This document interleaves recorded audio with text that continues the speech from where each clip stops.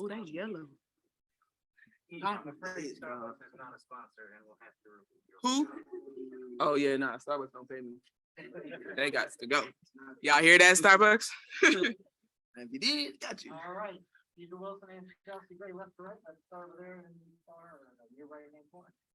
Chelsea, you were playing out of your mind tonight. My question is, how?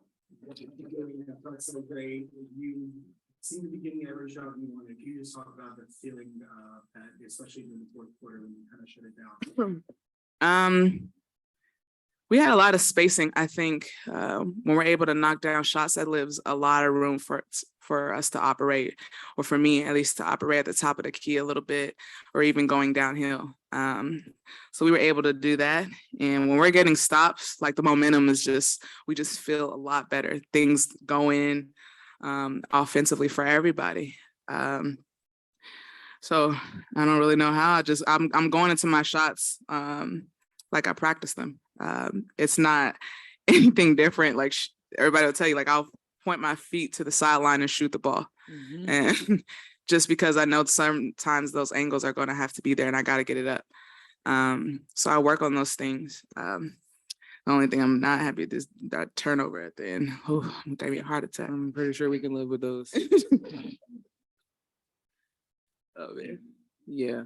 When she's rolling like that, what does that do to you? I'm sure there's got to be like, okay, the dog is going, I'm going to go, and we're going to keep doing this and close out this. So just talk about, when she's rolling, that it's the team going. Yeah, I mean, when Chelsea's rocking and rolling, my biggest thing is just getting the hell out of her way. At the end of the day, you just got to get out of the way and let people rock.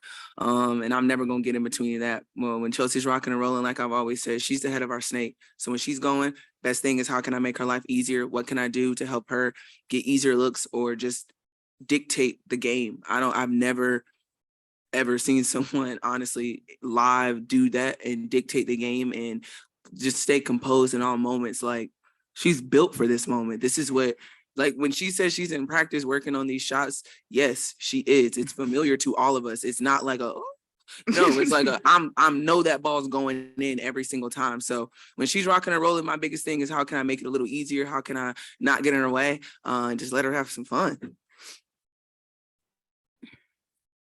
What did this series, with it being such a bruiser, what did it do to kind of galvanize you and prepare you for the next round? I'd say how to close out some games, how to close out moments, how to defend different actions with a small lineup, with the big lineup. Like we did a different lineup than we haven't really done all year. So it's like a shout out to the coaching staff for trusting in us, but like how to make an adjustment right there on the floor. So it just brought us closer. It made us hungry. It made us even hungry. If that was like, I'm full right now, but I'm gonna get starving in a minute for the next round. So it made us tighter as a group. And before the game, Becky Hammond said that if you guys believed in yourself, like she believed in you, then great things would happen. So what was your level of belief tonight? Oh, all in 100%. And I think that's something that I found within myself after game one. You just got to dig deep. These are moments that you really have to dig deep and lean on one another. And before we go out there in our starting huddle, we're like, we got to believe in one another, trust one another. The game's not going to always go our way. This series has been up and down, emotional, left and right. But when you believe in each other and trust one another, nothing can kind of waver that. So we've been building on that trust acronym since training camp. And I'm glad it's finally showing through. When this core Storm team, won their championship in 2018 and 2020, they had to go through kind of established championship teams in Phoenix and Minnesota. Do you kind of feel like this playoff series might be like passing of the torch? I don't necessarily think that it's a passing of the torch, but I think you got to beat the best in order to be the best. And I think we're in our groove to where we're playing some really good teams. I mean, really good teams. To keep it a stack, if they didn't have COVID in the beginning, it's a 4 seed. Like, that's not a 4 seed out there. So we have to give credit where it's due. They gave us everything that they had. And respectfully, they put us in a situation where we had to lean on each other. So I don't think it's necessarily passing a torch. I think it's just a moment in our journey that we're starting to learn that we can establish ourselves in this league as one of the best teams. And it doesn't come easy at all. No team in this league is easy. You don't let off on anyone. It could be anybody's night. So I think it's just our time in a situation where we're growing and we're building and we're trusting one another. So I don't know if it's passing of the torch, but I do think that this is something that the Aces have been wanting to build for a long time. I think Becky used the term bittersweet, talking about the excitement of getting the finals, but then Sue's last game, very young, with that emotion for both of you. For sure. And not just Sue, January as well. Like, she's had a great career. She's won a championship. She's a champion. She's had a legendary, they both have. Sue's obviously been here her whole career. Like, she's been here her whole career and has won. She's been through ups and downs, and she's won on every level. And that's something you have to respect. That's a legendary player right there. And I know it's going to be a little bit of emotional for both of them. I'm just glad I was able to compete against them. Teammates who are in the Olympics. Yeah, like competing against, you want to compete against the best. And I was able to do that. Danny? Asia, you mentioned game one. I'm not sure if you did the math on this, but you sat for all but 4 minutes in this entire series. Dang. One, how are you feeling? And two, I guess, how much did you take on yourself after game one? 4 minutes? 4 minutes? All but 4 minutes, yeah. In the best shape of her life. Yeah, for sure. Like, I'm not even gonna hold you. I feel great. Like, even in fourth quarters, I'm like, I'm good. But the biggest thing, and I've learned this from college with Coach Staley, is mind over matter. If it don't mind, it don't matter. So some of these things, I'm like, I don't have time to be tired. At the end of the day, my teammates need me, whether it's just me being in the moment or shooting a shot, they need me. So I feel great. I sleep a lot, honestly. I think that's the biggest thing. Like, And miss out on text messages. for sure. Like, I'm knocked out sleep, so I get my rest all the time. But what was your second question? Lord Jesus.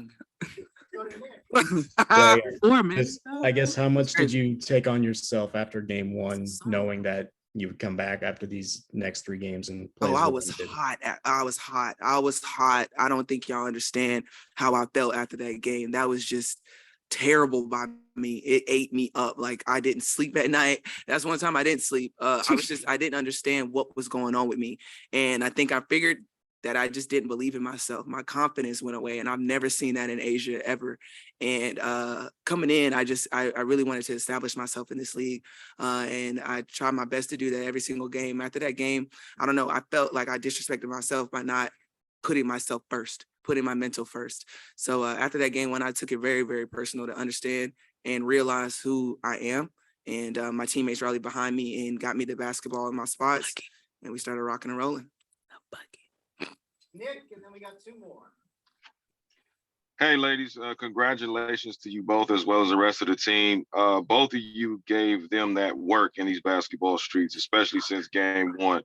How much will you enjoy this moment and prepare for the upcoming finals matchup? I know the job is far from done and you guys are far from finished. That's playoff basketball, men, women, whatever. That was a great series. That was a great basketball. Each game, like, it kept you on your toes the entire time. Like, 2 bad possessions and it's other teams win. Mm-hmm. Like, that's how close. That's how, like, these mistakes or these baskets, it's the smallest detail in the playoffs. And so that was a heck of a series for the sport, for our league. So that was great. I had fun. It was fun. Obviously, it's not as fun when you're on the other end of that. But when you step back and realize, like, that was a great series and a great moment in basketball. Michael Vogel, close us out. Yeah, Chelsea, I know you've got another series, the biggest one of all, with the finals, but when you made the decision to come to Vegas a couple years ago, it was probably for moments like this and the games you played. Can you just talk about making that decision and what it means to you to be in the finals now with this team? Yeah, it was one of the hardest decisions that I had to make, just because I was close to family. It was a comfortability being there. But Kobe always said, like, you got to relish to being in the comfortable situations. That's how you become a champion. That's how you become better. And so I just saw a vision when I talked with Asia when she would text me. And when you text me when I actually signed, bro. We were Just talking about kidding. USA basketball other Yeah. than that. I wanted to start somewhere new and fresh, but somewhere that was close to California. Bro, you're crazy. And it is I wanted to start fresh and start new, but also like Asia was a big part of why I came to the Aces. It was hands on. Like, we had conversations like after I signed. I was like, listen, like, this is what I can bring. How can I help you? How can you become better?